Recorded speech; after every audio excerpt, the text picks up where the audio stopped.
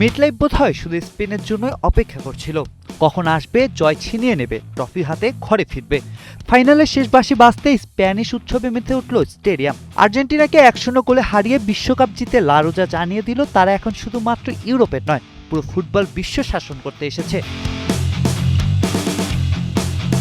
এই সাফল্য তো আর একদিনে আসেনি, বছরের পর বছর ধরে একাডেমি থেকে প্রতিভা তুলে এনে একই ফুটবল দর্শনে গড়ে তোলা হয়েছে প্রতিটি দলকে।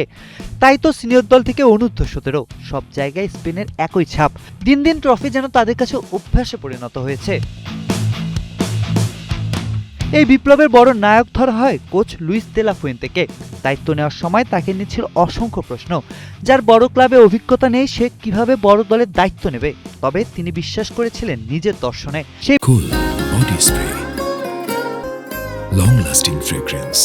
বিশ্বাস থেকে স্পেন পেয়েছে নেশনস লিগ, ইউরো আর এবার তো বিশ্বকাপ। গত 5 বছরে বয়সভিত্তিক দল থেকে শুরু করে সিনিয়র পর্যায়ে সব মিলিয়ে স্পেন জিতেছে 16টি বড় আন্তর্জাতিক শিরোপা। এর মধ্যে নারী ফুটবলে এসেছে 11টি ট্রফি।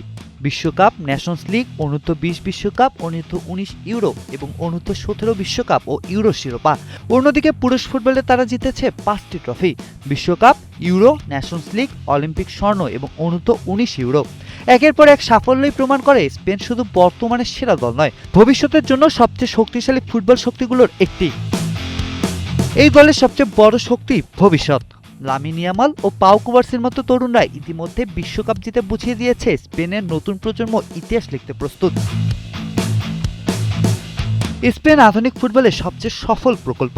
তাদের প্রতিটি ম্যাচ যেন নতুন একটি বার্তা দেয়, লা রোজার রাজত্ব শুরু।